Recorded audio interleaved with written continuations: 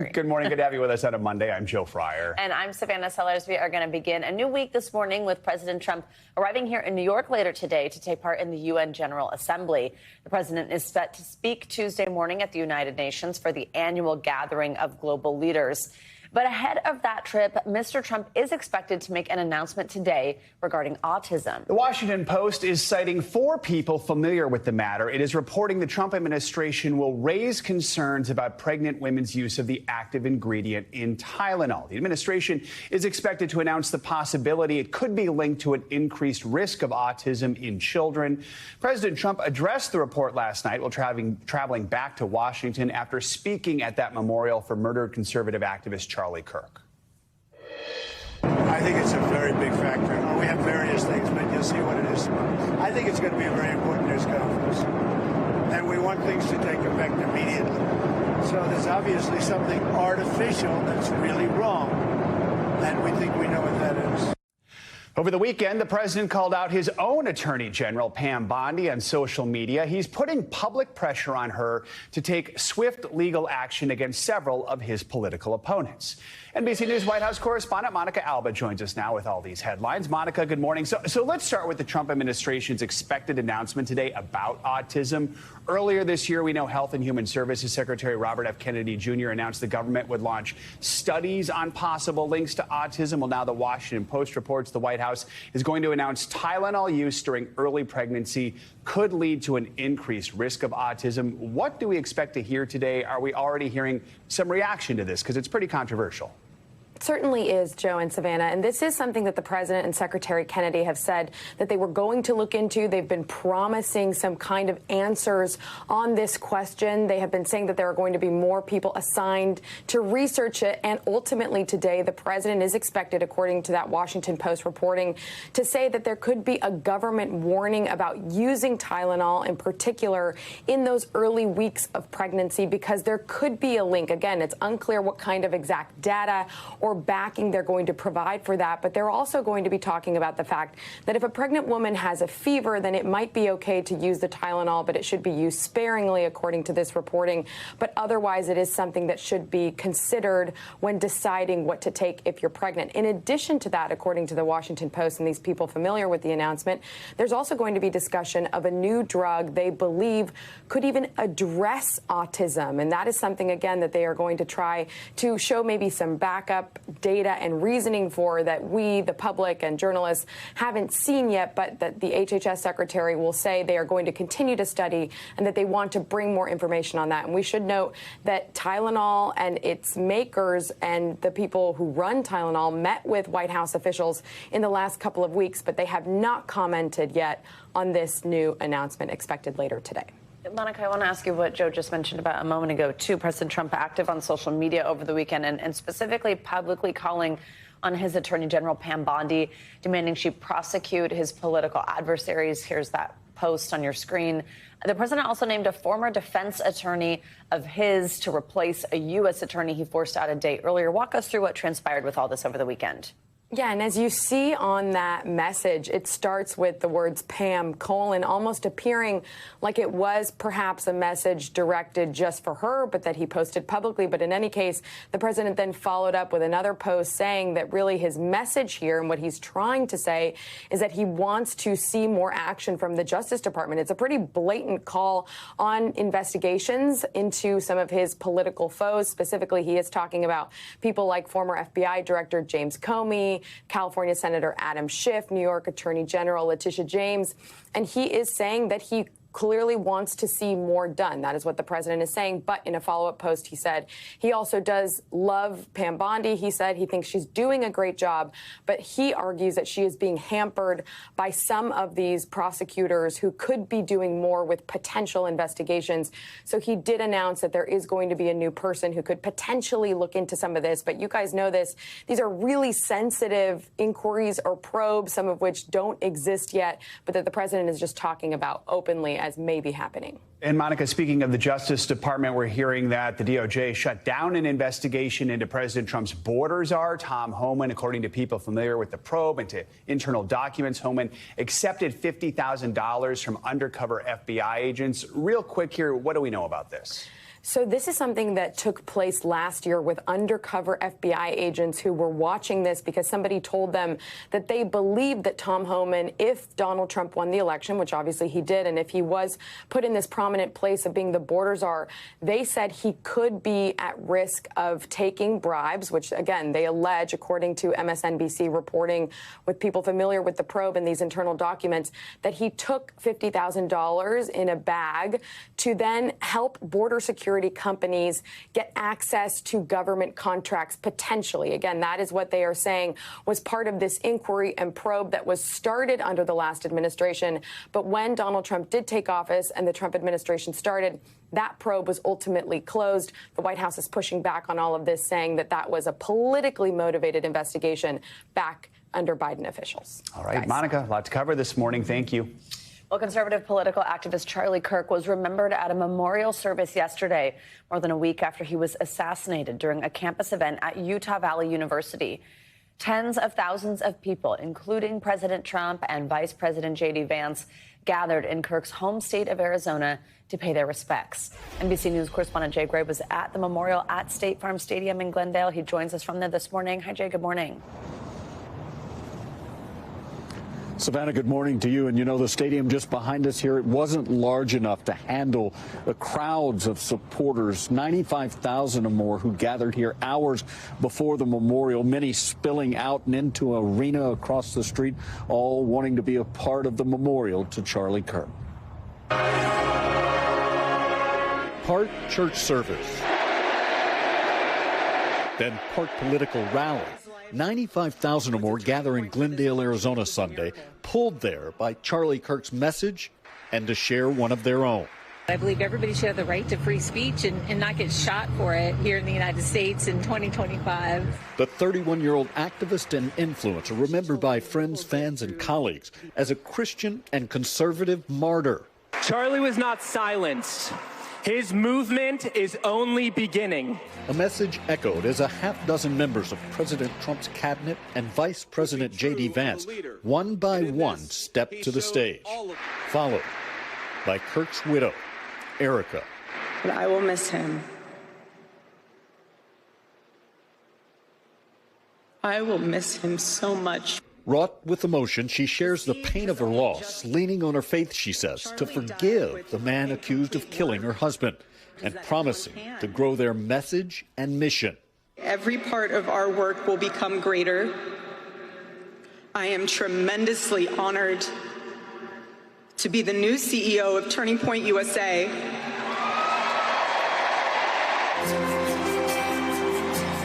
President Trump closing the more than 5-hour memorial. I know I speak for everyone here today when I say that none of us will ever forget Charlie Kirk, and neither now will history. His eulogy, at times spinning into a discussion of his administration's initiatives and swipes at political opponents, The radical left lunatics, including former President Joe Biden, before calling Kirk's widow back to the stage to a standing ovation as a banner of her late husband is unfurled from the stadium's rafters. Now, during the memorial, just as he did hours after his death, the president said he would soon posthumously award Kirk the Presidential Medal of Freedom. Savannah, that's the nation's highest civilian honor. All right, Jay, thank you very much. Charlie Kirk's death is also igniting a national debate about the future of free speech in America and the role that the government plays in what you see and hear. NBC News correspondent Dana Griffin takes a closer look. We just have a difference of a worldview. A staunch proponent of free speech, Charlie Kirk openly debated hot-button issues. Go bring 10 libs.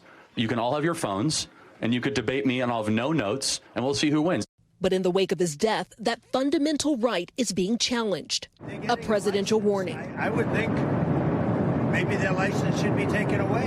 It will be up to Brendan Clark. We're allowed to disagree in this country. Many Americans say they're concerned over perceived pressure by FCC Chair Brendan Carr. Senator, do you believe that Brendan Carr's comments were appropriate? Absolutely inappropriate. I'll fight any attempt by the government to get involved with speech. I will fight. as questions remain over whether ABC will return Jimmy Kimmel to air after the late-night comedy host claimed the suspect may have been part of MAGA.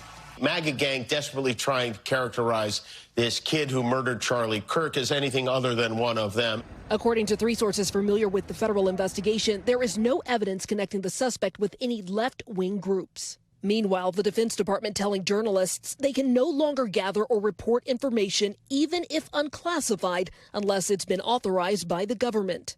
The debate ramping up frustrations across generations. The country has gone into a terrible discourse, and it needs to stop and turn it off so that we can all get along. He had the right to say that, but there are still consequences for your actions. Turning Point USA also weighing in at Charlie's memorial. We believe free speech is there to protect even ugly speech, vile speech, and there should be no classification for hate speech. Dana Griffin, NBC News. Well, over the weekend, California became the first state to ban most law enforcement officers, including federal agents, from covering their faces during operations. So in this bill signing on Saturday, Governor Gavin Newsom said the state is pushing back against the practice of masked agents detaining people on the streets. The impact of these policies all across this city, our state and nation are terrifying. It's like a dystopian sci-fi movie. Unmarked cars, people en masse, people quite literally disappearing. Immigrants have rights, and we have the right to stand up and push back, and that's what we're doing here today. Immigration raids in Los Angeles that prompted protests and led President Trump to deploy the National Guard there. This new California law is set to take effect in January. It is, though, expected to face legal challenges. For more on this, let's bring in NBC News legal analyst Danny Ceballos. Danny, good morning. So we are getting some pushback here from Trump administration officials, and I want to pull up also a post on X. This is from the acting U.S. attorney for the Central District of California, essentially saying the state does not have jurisdiction over the federal government, and adding that the ban has no effect on their operations. Danny, is there truth to that? Can federal agents be required to follow a state's law? No. And this is a ban that is not going to last long in the courts. I mean, this goes back to, and I can't believe I'm citing one of these cases, 1819, McCulloch v. Maryland. Congress tried to set up a national bank, and Maryland tried to tax it. The Supreme Court said hundreds of years ago that you can't do that as a state. You can't interfere with federal operations when federal agents are carrying out their lawful duties under color of law. You can't regulate their uniform. You can't regulate virtually anything about what they do. I'm a criminal defense attorney. I'm very aware of this. The FBI, they do what they want to do. They don't listen to local police or local laws. It's just something that the state of California cannot do. So will it face legal challenges? Yes, and those challenges will be successful. You know, I don't like to forecast one way or another. This one seems like a clear loser. What do the next steps look like here? Obviously, we assume the Trump administration wants to challenge this. How do they do that? They go to court, likely federal court, and I imagine they'll lose at the district court, the Court of Appeals, and then I don't even know that the Supreme Court would take it up, because to me, it's a pretty clear and settled area of the law. As I said, it's one of the foundational cases that we talk about in law school, along with Marbury v. Madison. The next one you bring up is McCulloch v. Maryland, and that has been the law for centuries, literally.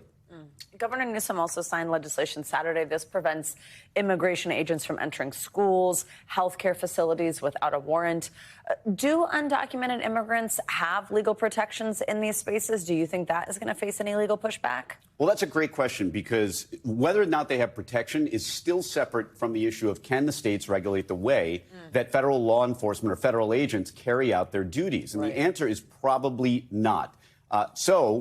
Before we even reach the individual liberties of people and whether or not parents need to be notified, or whether or not California can even regulate that, they probably can. They can regulate what the schools do. They can say to the schools, thou shalt notify the parents if ICE agents show up. What they can't do is tell ICE agents how to carry out their law enforcement activities. So that, too, is likely to face challenge. It's not as clearly going to be struck down as, say, regulating face masks, but I think it's also likely to get struck down as well. Danny Ceballos, thank you so much.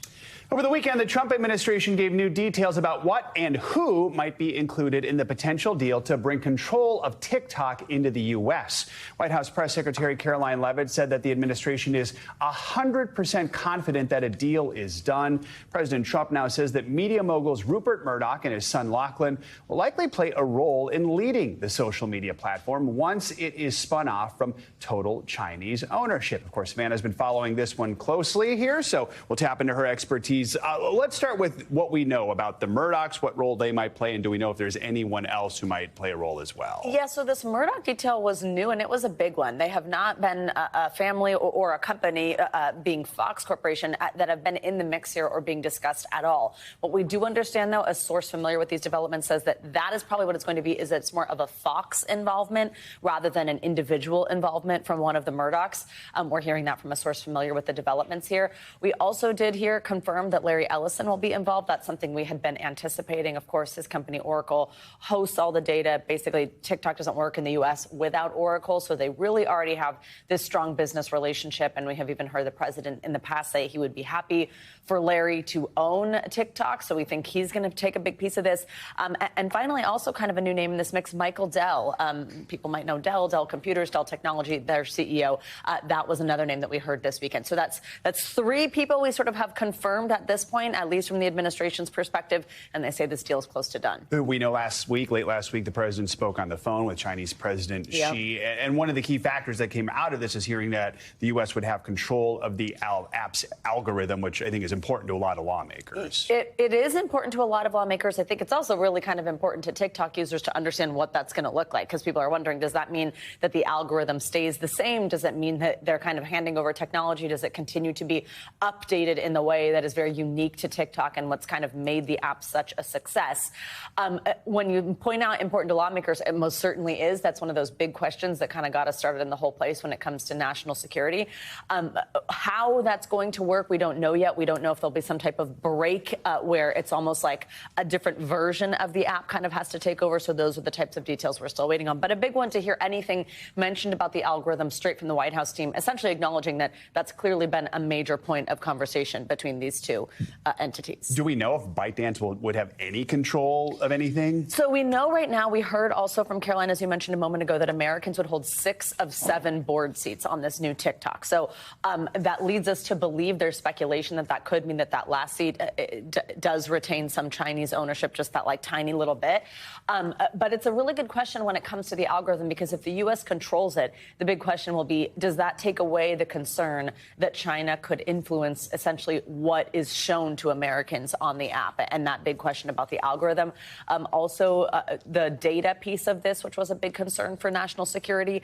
It sounds that it will kind of remain working the way that it is right now, which is that Oracle, just as it does right now, sort of houses, controls all that data of U.S. users and also kind of actually physically stores it here in the United States. But certainly big questions lawmakers still have about what this looks like in practice. My guess is we'll hear more questions and answers as the week goes along. Exactly. All right, let's shift gears now and get to your morning news now, weather. We have Michelle Grossman here in studio. She is tracking storms that are moving across the plains this morning. Hey, Michelle, good morning. Good morning, guys. Yeah, it was a stormy weekend, and we're going to keep those storms in place today. The last day of summer, fall arrives right around 2:19. Need the umbrellas in many spots because we're looking at a storm system that's bringing some rain to portions of the plains, to the Great Lakes, and some of these could be strong to severe. And also, we do have a flood risk because we're going to see some of these storms producing lots of rainfall. Texas heat well above normal for this time of year, and actually a lot of the eastern part of the nation is looking at temperatures well above normal. So let's talk about those scattered storms. There's that area of low pressure bringing those storms, a few severe storms from Texas to Iowa. As we go throughout tomorrow, this will move off to the east.